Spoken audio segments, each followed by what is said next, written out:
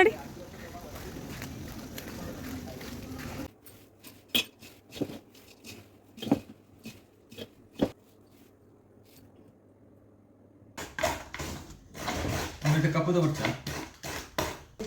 ನಾವು ಇವತ್ತು ಸಂಜೆ ಪ್ರಸಾದ ಕೊಡುವ ಪ್ಲಾನ್ ಅಲ್ಲಿ ಇದ್ದೇವೆ.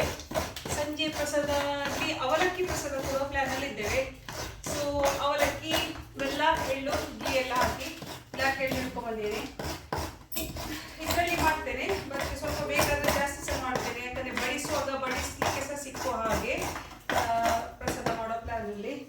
ಸೊ ಅದಕ್ಕೆ ಎಷ್ಟು ತೆಂಗಿನಕಾಯಿ ಬೇಕಂತ ಗೊತ್ತಿಲ್ಲ. ಈಗ 3 ತೆಂಗಿನಕಾಯಿ ಹೇಳ್ತಿದ್ದಾರೆ, ಪ್ಲಸ್ 1 kg ಬೆಲ್ಲವನ್ನು ಮೆಲ್ಟ್ ಮಾಡ್ಲಿಕ್ಕೆ ಇಡ್ತೇನೆ.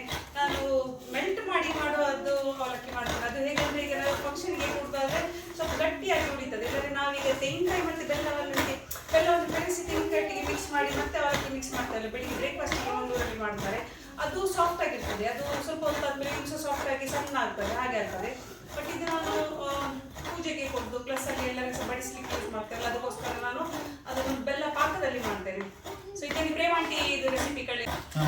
ಸೊ ನಾನು ಪ್ರೇಮಾಂಟಿ ರೆಸಿಪಿಯನ್ನು ಕಾಪಿ ಮಾಡೋ ಪ್ಲಾನ್ ಆಗಿದ್ದೇನೆ. ಯಾಕಂದ್ರೆ ಪ್ರೇಮಾಂಟಿ ಹೇಳಿ ಒಂದ್ಸಲ ಮಾಡಿ ತಂದಿದ್ದಾರೆ ನಮಗೆ ಊರಲ್ಲಿರುವಾಗ, ತಮಿಳಲ್ಲಿ ಕೆಲಸ ಮಾಡುವಾಗ.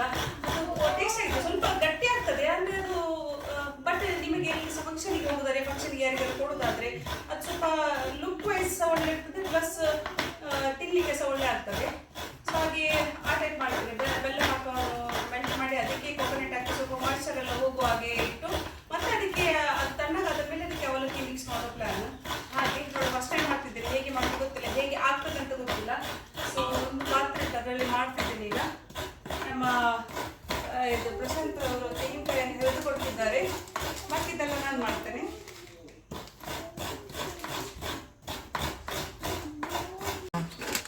ನಾನೀಗ ಕಪ್ಪು ಎಳ್ಳನ್ನು ರೋಸ್ಟ್ ಮಾಡಲಿಕ್ಕೆ ಹಾಕ್ತೇನೆ. ಇದು ನಂದು ವೆಜ್ ಮಾಡೋ ಪಾತ್ರೆ. ನಾನು ನವರಾತ್ರಿ ಟೈಮಲ್ಲೆಲ್ಲ ವೆಜ್ ತಿಂತೇನಲ್ಲ, ಹಾಗಾಗಿ ವೆಜ್ ಮಾಡೋ ಪಾತ್ರೆ ಇದು. ಸೊ ಹಾಗಾಗಿ ನಾನು ಅದೇ ಪಾತ್ರೆ ಯೂಸ್ ಮಾಡ್ತೇನೆ ಬೆಲ್ಲ ಮೆಲ್ಟ್ ಮಾಡಲಿಕ್ಕೆ, ಪ್ಲಸ್ ರೋಸ್ಟ್ ಮಾಡಲಿಕ್ಕೆ, ಇದು ಎಳ್ಳು ರೋಸ್ಟ್ ಮಾಡಲಿಕ್ಕೆ. ಸೊ ಇದು ಸ್ವಲ್ಪ ಇದು ಪಾತ್ರೆದು ಪ್ರಾಬ್ಲಮ್ ಎಂತ ಹೇಳಿದರೆ, ಇದರಲ್ಲಿ ಎಂತಾದರೂ ಸ್ವಲ್ಪ ಹೈ ಫ್ಲೇಮಲ್ಲಿ ಮಾಡಿದರೆ ಬೇಗ ಕರಟಿ ಹೋಗ್ತದೆ ಅಂತ, ಅದು ಪ್ರಾಬ್ಲಮ್ ಉಂಟು ಇದರಲ್ಲಿ.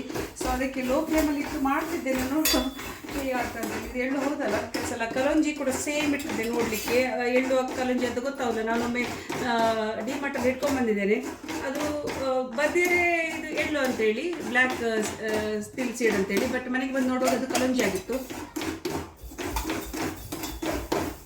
ಓಕೆ, ಎಳ್ಳು. ಸೊ ಇದು ಎಳ್ಳುವೆ. ಸೊ ಕಲಂಜಿ ಸೀಡ್ಸ್ ಮತ್ತು ಬ್ಲ್ಯಾಕ್ ಎಳ್ಳು ಸ್ವಲ್ಪ ಹತ್ತಿರ ಸೇಮ್ ಇರ್ತದೆ ನೋಡಲಿಕ್ಕೆ.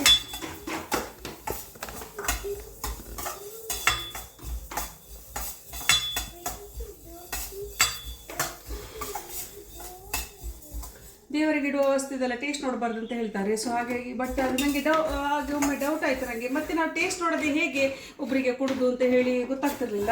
ಸೊ ಬಟ್ ಯಾರೋ ಒಬ್ಬರು ಮತ್ತೆ ಹೇಳಿದರು, ಗ್ಯಾಸ್ ಆನ್ ಇರೋವರೆಗೆ ನೀವು ಎಷ್ಟು ಸಹ ಟೇಸ್ಟ್ ನೋಡ್ಬೋದು. ಒಮ್ಮೆ ಗ್ಯಾಸ್ ಬಂದ್ ಮಾಡಿ ಅದನ್ನು ಕೆಳಗಿಟ್ಟ ಮೇಲೆ ಮತ್ತೆ ಟೇಸ್ಟ್ ನೋಡ್ಲಿಕ್ಕಿಲ್ಲ. ಮತ್ತೆ ಅದು ದೇವರಿಗೆ ಇಡಬೇಕು. ಮತ್ತೆ ಟೇಸ್ಟ್ ನೋಡಿದ್ರೆ ಅದು ದೇವರಿಗೆ ಇಟ್ಟರೆ ಅದು ಎಂಜಲ್ ಆಗ್ತದೆ. ಮಡೆ ಅಂತ ಹೇಳ್ತೇವೆ ನಾವು, ಮಡೆ ಆಗ್ತದೆ ಅಥವಾ ಎಂಜಲ್ ಆಗ್ತದೆ. ಸೊ ಗ್ಯಾಸ್ ಬಂದ್ ಮಾಡಿ ಕೆಳಗಿಟ್ಟ ಮೇಲೆ ಟೇಸ್ಟ್ ನೋಡಬಾರ್ದು. ಸೊ ಗ್ಯಾಸಲ್ಲಿರುವಾಗ ಎಷ್ಟು ಸಲ ಸಹ ಟೇಸ್ಟ್ ನೋಡ್ಬೋದು, ತಪ್ಪೇನಿಲ್ಲ ಅದರಲ್ಲಿ. ಇದು ಚಟ್ ಚಟ್ ಚಟ್ ಚಟ್ ಸೌಂಡ್ ಆಗುವಾಗ ನೀವು ಬಂದ್ ಮಾಡಬೇಕು, ಇಲ್ಲಾಂದ್ರೆ ಕಪ್ಪಾಗ್ತದೆ. ಕಪ್ಪೆ ಉಂಟು ಆಲ್ರೆಡಿ, ಇನ್ನೆಂತ ಕಪ್ಪಾಗೋದು.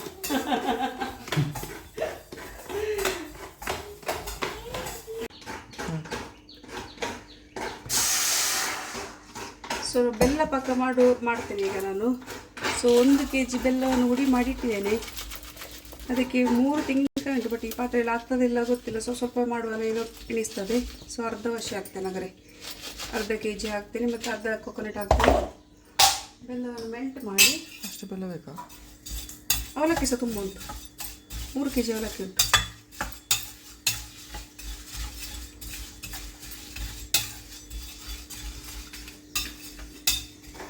ಇದು ಮೆಲ್ಟ್ ಆದಮೇಲೆ ಇದಕ್ಕೆ ಕೊಕೊನಟ್ ಹಾಕ್ತೇನೆ. ಕೊಕೊನಟ್ ಹಾಕಿ ಇದು ಎಳ್ಳು ರೋಸ್ಟ್ ಮಾಡಿ ಹಾಕಿದೆ, ಇದಕ್ಕೆ ಹಾಕಿ ಮತ್ತೆ ಲಾಸ್ಟಿಗೆ ಅವಲಕ್ಕಿ ಹಾಕಿ ಮಿಕ್ಸ್ ಮಾಡ್ತೇನೆ.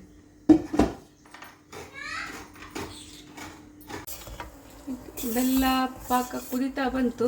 ಪಾಕ ಆಯ್ತಾ ಇಲ್ಲವ ಹೀಗೆ ನೋಡೋದು. ಹೀಗೆ ಓಕೆ, ಇಷ್ಟು ಸಾಕು ನಮಗೆ. ತುಂಬ ಪಾಕ ಬೇಡ, ತುಂಬ ಪಾಕ ಆಗಲಿಕ್ಕಿಲ್ಲ. ಸೊ ನಾನು ಅರ್ಧ ತೆಂಗಿನಕಾಯಿ ಹಾಕ್ತೀನಿ, ಯಾಕಂದ್ರೆ ನನಗೆ ಪಾತ್ರೆಯಲ್ಲಿ ಜಾಗಿಲ್ಲ. ಅರ್ಧ ಹಾಕ್ತೀನಿ ಸದ್ಯಕ್ಕೆ. ಸೊ ಅರ್ಧ ಹಾಕಿ, ಅರ್ಧ ಆಯಿತಾ?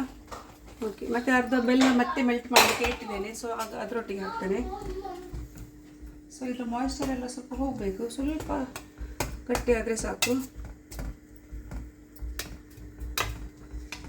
ಆಗ ಅವಲಕ್ಕಿ ಸ್ವಲ್ಪ ಗಟ್ಟಿ ಉಳಿತದೆ.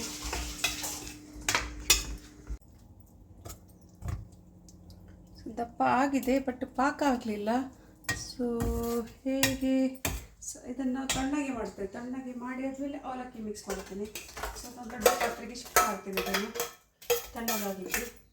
ಮತ್ತು ನಾನು ಇನ್ನೊಂದು ಅರ್ಧ kg ಬೆಲ್ಲ ಮತ್ತು ತೆಂಗಿನಕಾಯಿ ಮಿಕ್ಸ್ ಮಾಡಿ ಮಾಡಲಿಕ್ಕೆ ಉಂಟು. ಅದಕ್ಕೋಸ್ಕರ ಇಲ್ಲಿ ಶಿಫ್ಟ್ ಮಾಡ್ತೇನೆ. ಅದನ್ನು ತಣ್ಣಗಾಗಲಿಕ್ಕೆ ಬಿಡ್ತೇನೆ. ಇಲ್ಲಿ ಪಾಕ ಆಗಿದೆ ಗೊತ್ತಿಲ್ಲ, ನೋಡು. ಅದೇ ಅವಲಕ್ಕಿ ಮೇಯ್ನ್ ಇಂಟೆನ್ಷನ್ ಅವಲಕ್ಕಿ ಸಾಫ್ಟ್ ಆಗಬಾರ್ದು ಅಂತೇಳಿ ಅಷ್ಟೇ. ಅದರ್ವೈಸ್ ಅವಲಕ್ಕಿ ಹೇಗೆ ಮಾಡಿದ್ರೆ ಸಹ ಒಳ್ಳೆ ಆಗ್ತದೆ. ಇನ್ನೊಂದು ಸೆಟ್ ಬೇಯಲಿಕ್ಕಿಡುವ. ಸ್ವಲ್ಪ ನೀರು ಹಾಕುವ, ಆಗ ನೀರು ಹಾಕಿದ್ದು ಜಾಸ್ತಿ ಆಯ್ತು ಅಂತ ಕಾಣ್ತದೆ. ಸ್ವಲ್ಪ ಹಾಕುವ, ಸ್ವಲ್ಪ ಹಾಕಿ ಮೆಲ್ಟ್ ಆಗಲಿಕ್ಕಿಡುವ. ಇನ್ನೊಂದು ಸಲ ತೆಂಗಿನಕಾಯಿ ಹಾಕಿ 3 kg ಅವಲಕ್ಕಿ ಇಟ್ಟಿದ್ದೀನಿ. 3 kg ಅವಲಕ್ಕಿ ಹಾಕಿ 4 ತೆಂಗಿನಕಾಯಿ, 3 ಅವಲಕ್ಕಿ ಮತ್ತು 200 ಗ್ರಾಮ್ ಇದು ಎಳ್ಳು ಹಾಕಿ ಎಷ್ಟು ಆಗ್ತದೆ ಅಂತ ನೋಡಬೇಕು. ಈ ಪಾತ್ರೆಯಲ್ಲಿ ಫುಲ್ ಬರೋ ಪ್ಲ್ಯಾನ್ ಉಂಟು, ನೋಡು ಹೇಗಾಗ್ತದೆ ಅಂತೇಳಿ. ಆಗ ಸ್ವಲ್ಪ ನೀರು ಹಾಕಿದ್ದು ಸ್ವಲ್ಪ ಜಾಸ್ತಿ ಆಯ್ತು ಅಂತ ಕಾಣಿತ್ತು, ಹಾಗಾಗಿ ಅದು ತುಂಬ ಜಾಸ್ತಿ ನೀರಾಯಿತು. ಈಗ ನಾನು ಸ್ವಲ್ಪ ಕಮ್ಮಿ ನೀರಾಗಿದೆ, 1-2 ಡ್ರಾಪ್ ಮಾತ್ರ ಹಾಕಿದ್ದೆ. ಆಗ ಒಂದು ಲೋಟೆ ಫುಲ್ ಹಾಕಿದ್ದೀನಿ, ಹಾಗೆ ಆಯಿತು. ಸೊ 2 ಡ್ರಾಪ್ ಹಾಕಿ ಮೆಲ್ಟ್ ಆಗಲಿಕ್ಕೆ ಇಟ್ಟಿದ್ದೀನಿ. ಸೊ ಈಗ ಬೇಗ ಆಗ್ತದೆ ಮೋಸ್ಟ್ಲಿ. ಇದನ್ನು ಆಲ್ರೆಡಿ ತಣ್ಣಗೆ ಆಗಲಿಕ್ಕೆ ಇಡ್ತೇನೆ ನಾನು. ಮತ್ತು ಇಲ್ಲಿ ಅವಲಕ್ಕಿ ಕ್ಲೀನ್ ಮಾಡಿಟ್ಟಿದ್ದೇನೆ. ಇದು ನಮ್ಮ ಮಂಗಳೂರಿನಲ್ಲಿ ಸಿಗುವಂಥ ತೆಳು ಅವಲಕ್ಕಿ, ಪೇಪರ್ ಅವಲಕ್ಕಿ ಅಂತ ಹೇಳ್ತಾರಲ್ಲ ಅದು. ಹೇಗೆ ತೋರಿಸ್ಬೇಕು? ಸೊ ಪೇಪರ್ನಾಗೆ ಇರ್ತದೆ ಸಪೂರಾಗಿ. ಸೊ ಪೇಪರ್ ಅವಲಕ್ಕಿ ಇದು. ಸೊ ಇದನ್ನು ಯೂಸ್ ಮಾಡ್ತೇನೆ. ಇದನ್ನು ಡೈರೆಕ್ಟ್ ಹಾಕೋದು. ಮತ್ತು ಇಲ್ಲಿ ಕಪ್ಪು ಎಳ್ಳು ರೋಸ್ಟ್ ಮಾಡಿಟ್ಟೇನೆ, ಅದನ್ನು ಹಾಕ್ತೇನೆ. 200 ಗ್ರಾಮ್ ಗೀ ಸಹ ತಂದಿಟ್ಟಿದ್ದೇವೆ ಇದಕ್ಕೆ ಹಾಕ್ಲಿಕ್ಕೆ ಅಂತೇಳಿ. ಸೊ ಇಲ್ಲಿ ತಣ್ಣಗಾದಕ್ಕೆ ಇದಕ್ಕೆ ಹಾಕ್ತೇನೆ. ಜಸ್ಟ್ ಇಲ್ಲಿ ಹಾಕ್ತೇನೆ, ಎಷ್ಟು ಬೇಕಷ್ಟು. ಎಷ್ಟು ಸ್ಮೆಲ್ಲಿಗೆ ಒಳ್ಳೆ ಆಗ್ತದೆ, ಗೀ ಅದು ಸ್ಮೆಲ್ ಬಂದರೆ ಒಳ್ಳೆ ಆಗ್ತದೆ. ಸೊ ಎಷ್ಟು ಬೇಕಾಗ್ತದೆ ನೋಡ್ತೇನೆ ನಾನು ಹೇಗೆ ಆಗ್ತದೆ ಅಂತೇಳಿ.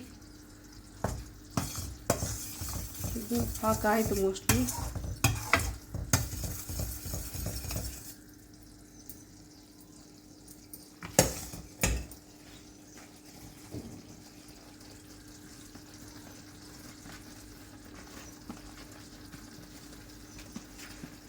ಕೊಕೊನಟ್ ಸ್ವಲ್ಪ ಜಾಸ್ತಿ ಆದರೆ ಸ್ವಲ್ಪ ತೊಂದರೆ ಇಲ್ಲ. ಕೊಕೊನಟ್ ಜಾಸ್ತಿ ಹಾಕಿದರೆ ಸ್ವಲ್ಪ ಟೇಸ್ಟಾಗಿ ಆಗ್ತದೆ.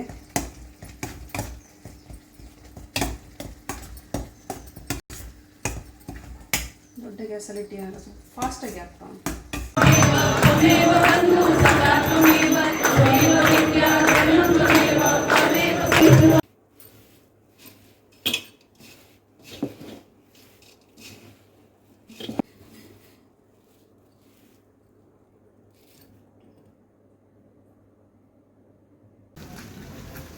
ಇಲ್ಲಡಿ